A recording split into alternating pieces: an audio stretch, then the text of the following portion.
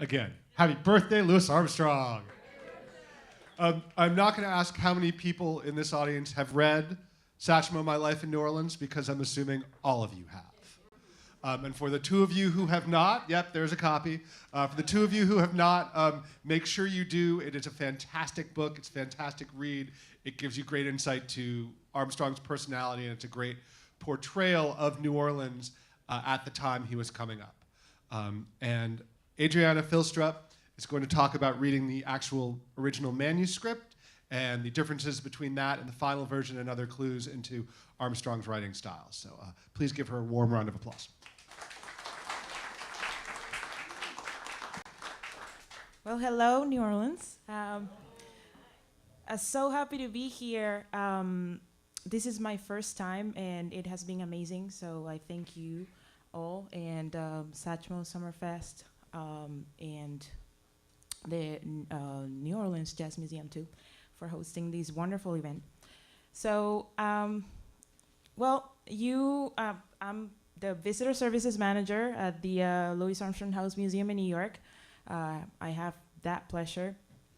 And I've been working the past year on a master thesis on Louis's manuscript for his second autobiography, Satchmo, My Life in New Orleans. And it has been a long journey. It doesn't seem to end.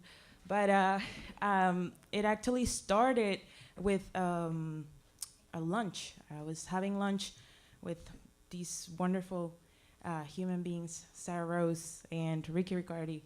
And they were asking me about what I was thinking to work on for my thesis. And I said, well, I have no idea. And Ricky said, I got it. You gotta work with our recent acquisition, which is Louis's manuscript. It was 2016, and we hadn't seen the original version of this manuscript before. I know that there was a copy at the Jazz Institute in Rutgers, but this was the first time we had seen the document. The son of the editor had it, didn't know what it was, offered it to the Armstrong house. Ricky said, sure, I'll take it. And that's how we got it. And of course, my degree is biographies, autobiographies, and memoirs. And I said, it's perfect. So yes, I took up the job, and it has been wonderful.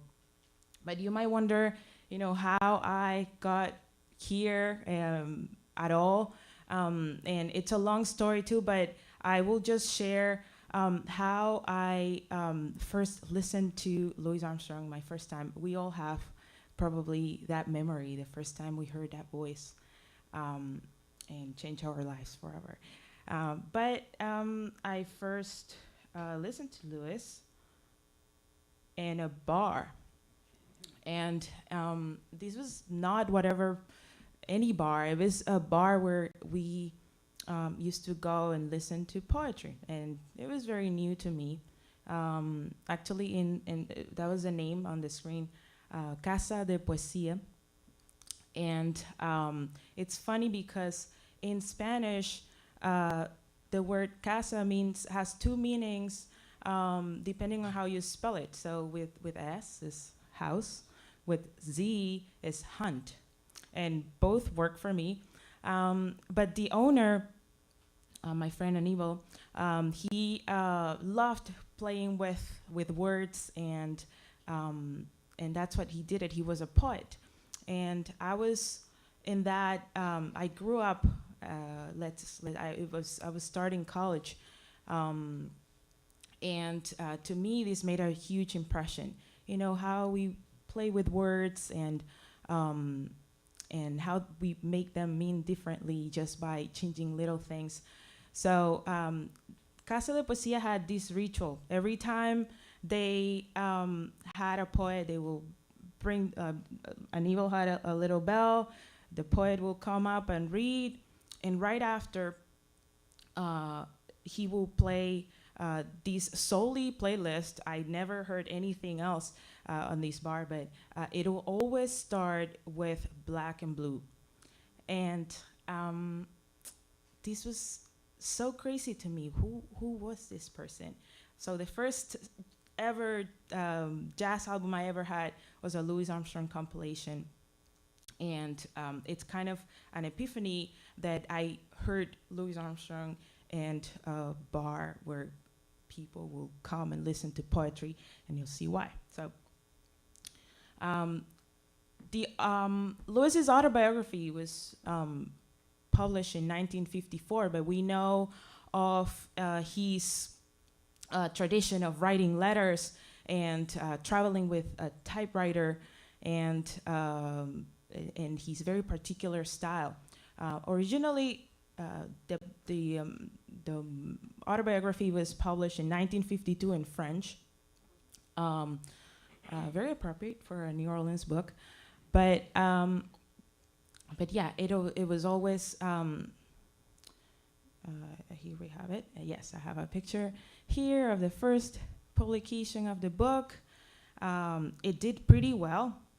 Actually, we have some cutouts from newspapers at the time in 1954. Man, this book really hums. His horn is his life. Old Satchmo drops gravel voice, picks up pen and triumphs. We have also underneath a very lengthy review on the book. But I did ran into this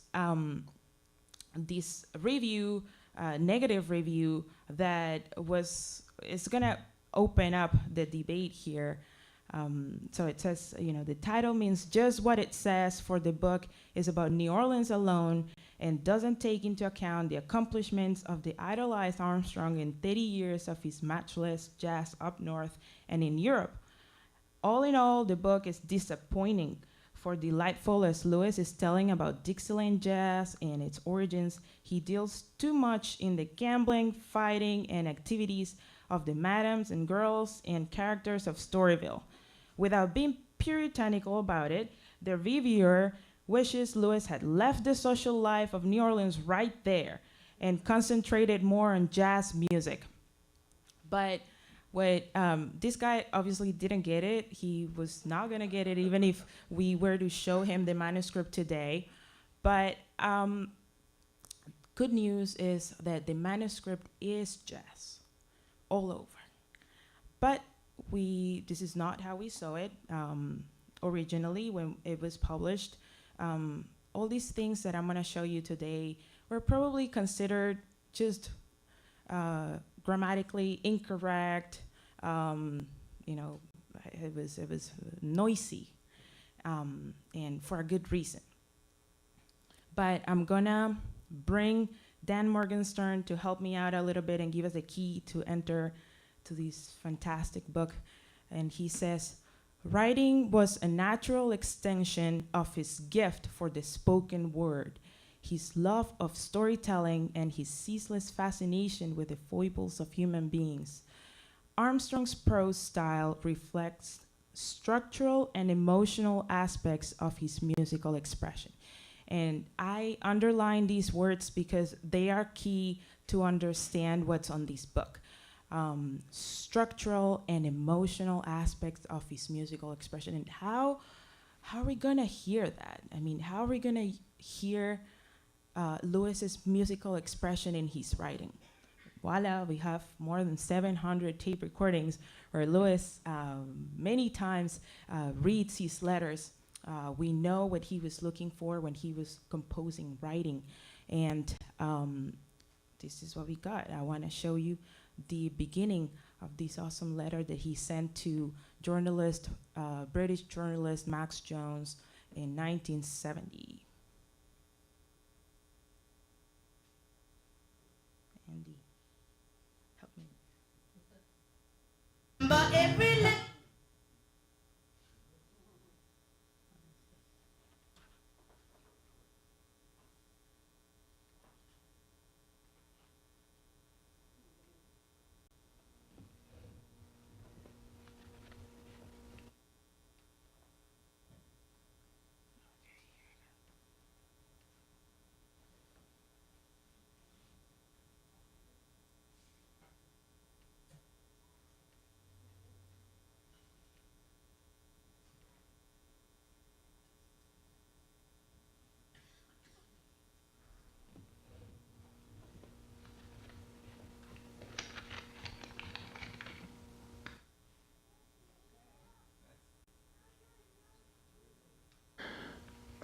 dig this now. This letter was written August the 15th, 1970. But boy, have I been busy. And then, you know, I never write a letter unless I check it. And just as I finished the letter on this date, up in there the next day, I wanted to mail it. And a call come from the office that Duke Ellington had passed out on his job at the Rainbow Room. And that evening, they called me. Duke had to appear on the David Frost TV show. And they asked me, could I substitute for him, you see. So I had to put the letter down because I hadn't finished checking, and little delays like that, you know, you can't help it. So I hope you haven't sent in the last edition for the book because I think this is important for you to wait till you get it, you know. Like the old saying, Max, better late than never. You understand, Daddy? So here it is, and now here's what I wrote to you. August the 15th, 1970. Dear Max, I'm sorry to have held you up from the delay in my writing, but I have been busier than a cat on a tin roof. You know, he's a busy cat. I am rehearsing, blowing the trumpet, and getting ready to open at the International Hotel for 2 weeks, sharing the bill with the great Pearl Bailey. I will have my original all-stars with me. We are rehearsing twice a week at my house. My doctor came to our last rehearsal to hear me blow, and he was perfectly satisfied. Also, he examined me thoroughly to see if my blowing affected the old ticker, you know. And the beats were perfectly normal. Yeah.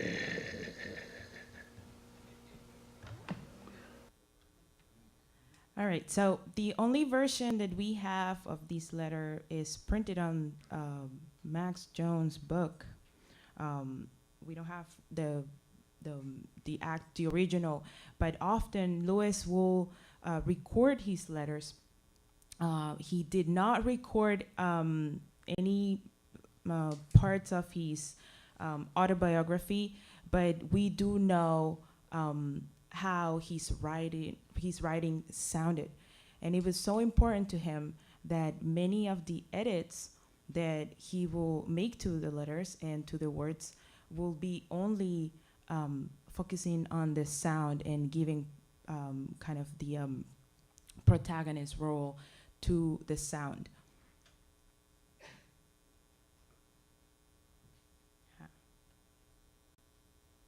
Let's go back. Yes. So let's see it. Let's see the manuscript. Here it is. I selected this paragraph, and you can see there's a lot going on here. We can see words that are underlined. We can see ellipses, ones that are longer than others. And we can see changes in the words. Can someone tell me what happens to this word over here? It's a very jazzy sound change in this word. But I'm just gonna first read the paragraph, and then we're gonna go over it all together. So it says, the colored people used to get the real kicks out of those cars. He's talking about the color-only signs on the streetcars in New Orleans back in the teens. And this is very early on in the story. When a whole flock of them get on at the picnic grounds or at Canal Street some Sunday evening, like today, and the colored folks outnumber the white folks and will get on at that particular time. Well, since there's more color than white, the colored folks automatically takes the car over. My, it certainly will feel good to sit up there once in a while. It will sort of make you feel a little more important than usual or something. I'll probably never be able to explain like I'd like to, but as I foresaid, it's something that's right kicks about it. Maybe it was because we wasn't supposed to be up there. So there's a lot of sounds right there. What I was gonna ask you is, someone knows what happens to that word something? It's a very, very jazz term over there. No guesses. What makes jazz different than any other music? Yes, Randy got it. Syncopation, and syncopations actually not solely belongs to jazz. It also it's actually a linguistic change. Happens when a sound is taken from a word. It's like a contraction. And there's more here. For example, how about the ellipsis? The ellipsis, some of them are 3 dots, 4, 5, 7. It's the idea of a pause in music. How when in a music sheet, you can see that there's a silence longer than others. And to Lewis, that said something. That was important. All right. And that word up there, it's a little change of tone there. There's a lot of meaning behind it. All right. So it's just, I pictured that when Lewis looked at the words, he saw so many possibilities just as he saw in music. So if you have just these simple 4 notes, you will like sing them differently if you see different things on them. So for example, these 4 notes up there, does anybody can sing it? Let's say, so it's very easy. So for example, if we are counting like this, we will say da da da da. But if you see the articulations on the line underneath, you will see da da da da. And this is exactly what happens in every word in Lewis's manuscript. And we not only see articulations all over in the words, we see dynamics. If there's a sound, if there's volume, if we hear something in the story, we're gonna see it visually too. So I love this last sentence in this on this page. Lewis, he's saying the first thing those kids asked me when they saw how clean and nice I looked, hey, are you a mama's boy? I repeated in amazement. Mama's boy? Yeah, mama's boy. I still said, I don't understand what you mean. So that the capital letters, are acknowledged in Lewis's narrative as well. Just as when he's telling this story of being caught with the gun, that nearest night, we can see the die, and capital letters as well, underlined. If he could tell you where the sound was, he will point it out. And if you were here for Ricky's presentation about What a Wonderful World, we promise you we will keep talking about it for the rest of our lives. So I brought up this document. It's amazing. The edits, and it's amazing also because we have the recording of this. We can hear it. The changes that Lewis does, we know it's him because nobody will choose this selection of words to make this sound like it did. So when he says, love, baby, love, that's the secret, yeah. If lots more of us loved each other, we'll solve, instead of a lot more problems. Doesn't it sound better? Lots more problems. And that's what he has in mind, the sound, the music of the words. And also there's a nice moment when you're reading the manuscript. Lewis, who knows what he had on his desk while he was writing, but he spilled some trumpet oil on the page and had to excuse himself at the end of the page like that. And not only that, Lewis also did this job for us. The Storyville glossary of New Orleans words at that time. These are his explanation of each word. It's like, if you, I like this one, a poor boy sandwich, a half loaf of bread with a slice of ham one could read through. And these are all Lewis's explanations all throughout the manuscript. So it was a little work of a historian to document these sounds of New Orleans at this time.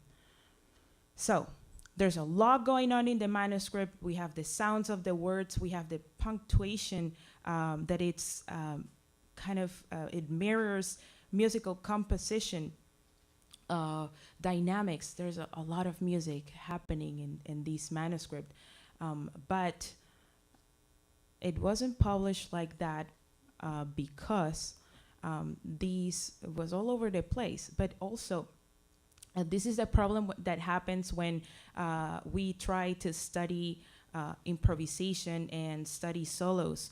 There's not really a formula to explain to you and show you what's going on. It's the result of developing a vocabulary and using it as a master. So Ricky did something among all the amazing things he has done. He did one of my favorite things was studying Lewis's solos, and in particular, he took the work to study the solo in Indiana between 1952 and 1956, and he ran into this quote by Lewis. It's probably one of the few times he talks about his aesthetics and how he creates music, and says, well, the first chorus I place the melody, the second chorus I place the melody around the melody, and the third chorus I routines. And this is probably what I felt about the manuscript. If we were to think about the melody like the story, he tells the story, but then he goes around it and then he routines. But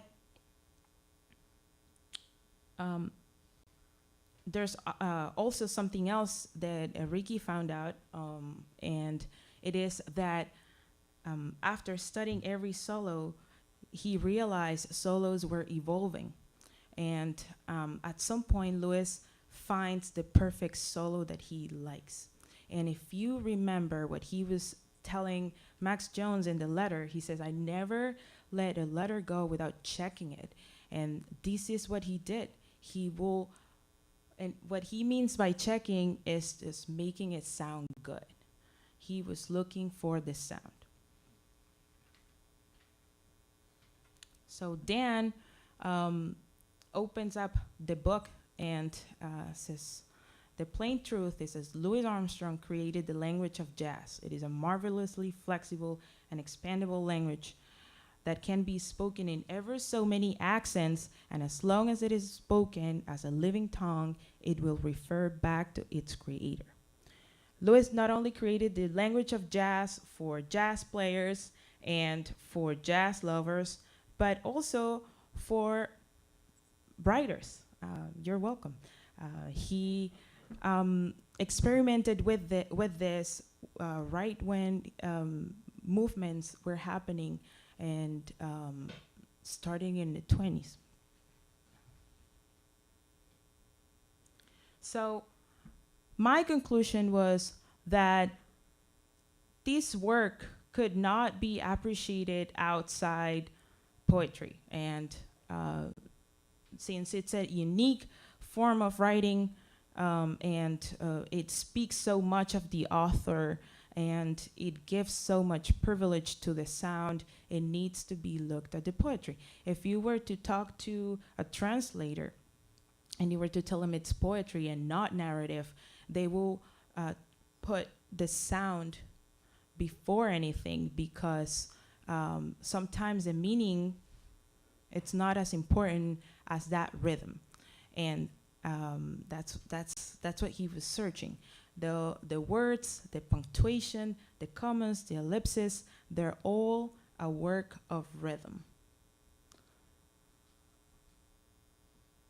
So I did a little experiment here, and this paragraph over here,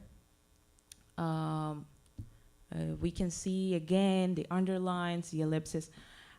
I decided to spread it out like this, right? And it reads, he really gave him a surprise, all right, because, well, Benny, he was talking about these two hustlers in New Orleans, Black Benny and Nicodemus. So while Benny was slowly crossing through this alley, he accidentally stumbled up on a nice round iron pipe, about 5 feet long, and as wide round as a thick bologna sausage.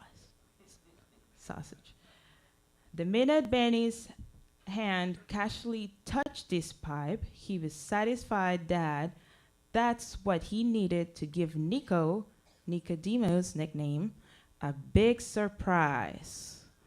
When Nicodemus came back, everybody was as quiet as a church mouse.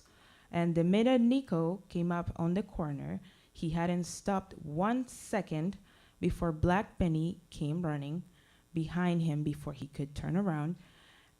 Out of the alley, Benny came, and before Nicodemus could turn around to see what was happening, Black Benny had already swung on Nico's jaw with his iron and knocked old Nico out cold. He hit him direct across the jaw. That was the end of that fight. One thing about those bad men in my days, whenever they had their tough fights, after it's over with, they call it a day. No malice and sneaky things, no dirty works and stuff. Nene made the best men win. The gang loved both of them, Black Benny and Nicodemus. When Black Benny knocked out Nicodemus cold, the crowd who were standing around watching the fight, they all made a mad rush to Nicodemus' pocket and take his gun and hid it someplace where the pillars, the cops, couldn't find it on him when they arrived. And believe you me, they looked high and low for the gun, but not a soul saw it. That's what I call sticking together, even in their fighting moments. So we can see correspondence between certain sentences and certain set of words put into 3 words, and again, the pause helps us. I actually did not do much work between the verses. I just took the pauses and the punctuation that Lewis had given me and divided into verses like that. So so bluesy, it's the idea. I don't know, I'm not a musician, but I'm sure that if someone was to study this, it will find something in it. But it was amazing that this was intuitive. It was just like making a solo. You're not thinking about the techniques that you're playing, but you are listening. It's a creative work. It takes time, and it's a result of dominating and owning the vocabulary. So I thought of a very great poet that was the leader of the movement, the jazz poetry movement, started in the 20s, and Langston Hughes was also inspired by the same things that Lewis was when he wrote his autobiography. And when Langston Hughes started doing his work, nobody wanted jazz and wanted jazz in the writing. They thought it was beneath poetry, how people spoke. But this is what he says in his own autobiography. So Hughes acknowledged how beautiful was black music and black culture, and why not to bring it to poetry. So their songs, those on 7th Street, had the pulse beat of the people who keep on going, like the waves of the sea coming one after another, always one after another, like the earth moving around the sun, night, day, night, day, night, day, forever.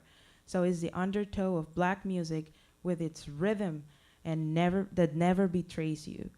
Its strength, like the beat of the human heart, its humor, and its ruder power. And there's a beautiful traditional song over there that he brings up, which, the amazing thing is, well, Lewis is writing this in 1950, but also started his style with his letters early on. Parallel of that were these movements that were speaking about black people and where the pride of the culture.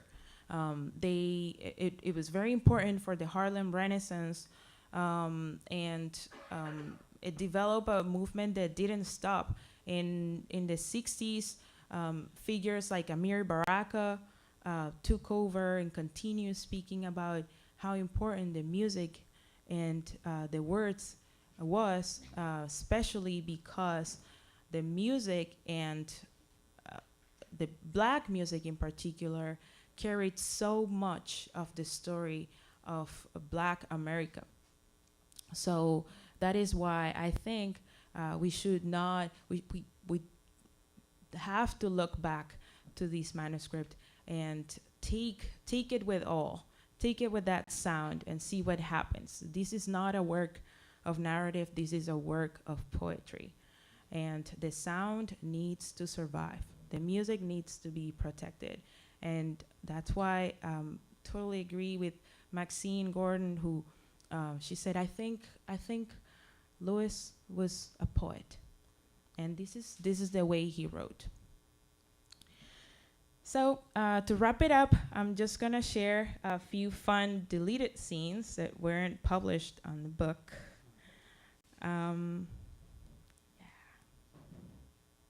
The first one, Lewis used to go and play with these white kids while he was on the watch of his grandmother, Josephine, and he loved going, he couldn't wait for her to have to go wash the clothes of these people so that he could come along and play with the kids. So at the end,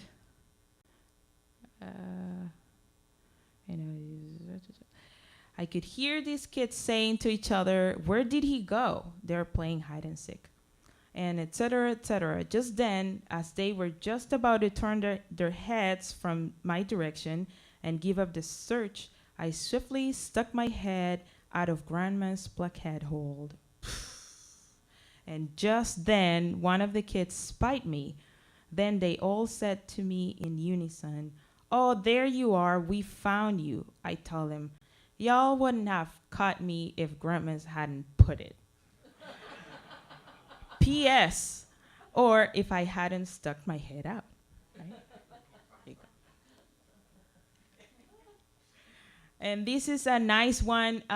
This was included, but this ending where you see all the long ellipses over there was excised. So he says he's telling about the moment where he's walking into the waves home and he sees this farm by the home. So he sees all these animals in the farm, and he says, well, the average square who sees something like that would automatically say those animals were all loco. That's why they were running like that. But to me, even then, I felt they wanted to express themselves as being very happy, gay, and contented. Contented cows. Yeah.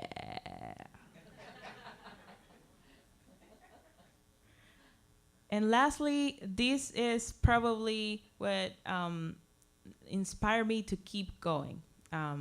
I found this on one of the last pages. Louis is in Chicago. There are a lot of pages that we're taking out because it makes sense to end it with a great concert he did with King Oliver. And right after, he talks about exploring the city and going out with Lil Harding. But also, he's staying at the house of a Creole woman called Philo, and she is a very good cook. So he says, Philo had about every good Creole dish one could mention, such as good old Creole gumbo with all of the trimmings, shrimp, chicken, oysters, filet. It has another name. P.S. Filet is spelled another way, but I haven't time right now to look it up. I give you this sound, and you go on from there. Wow, you dig? So, you dig?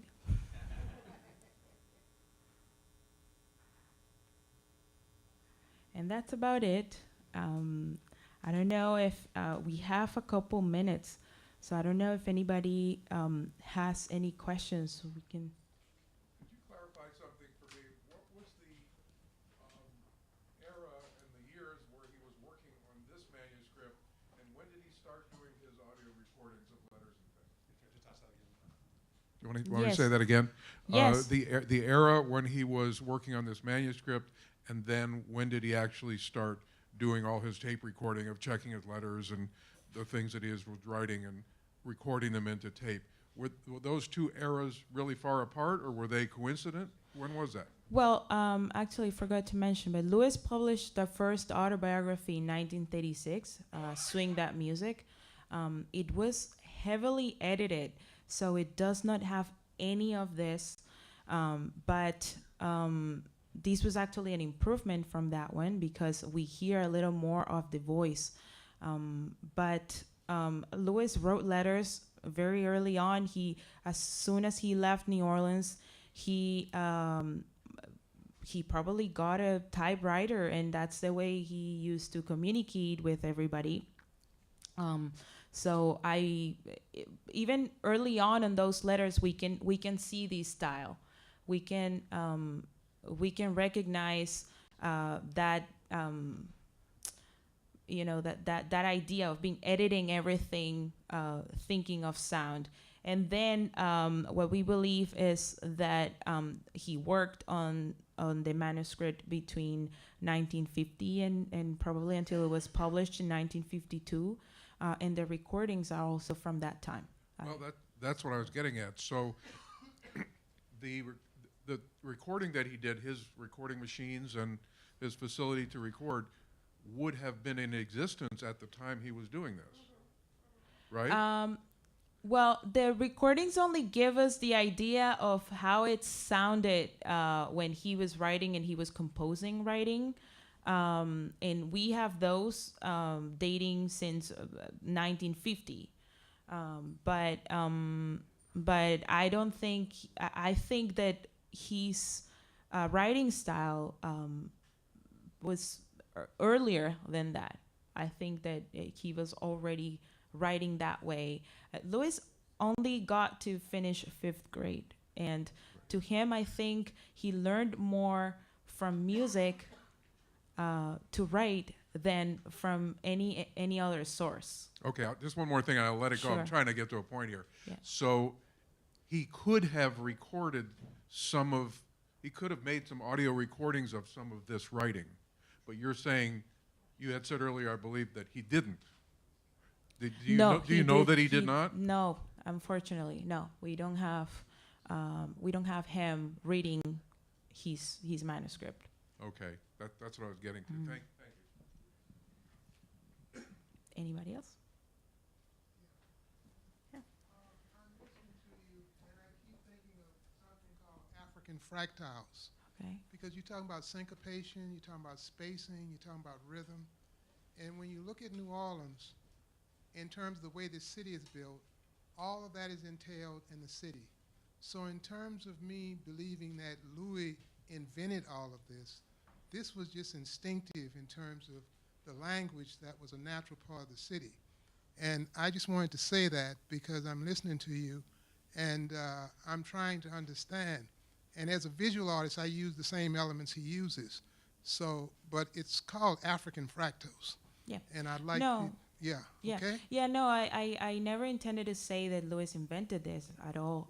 I'm just saying that we never saw it this way published because it wasn't considered important in the narrative.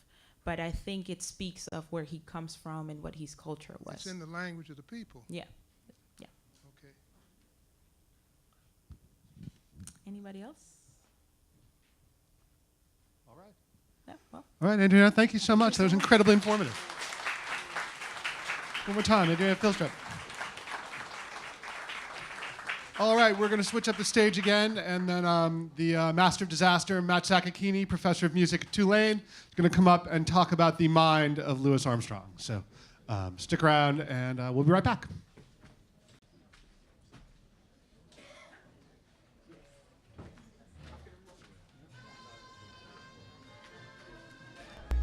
So much, Adriana. It's such a pleasure having you.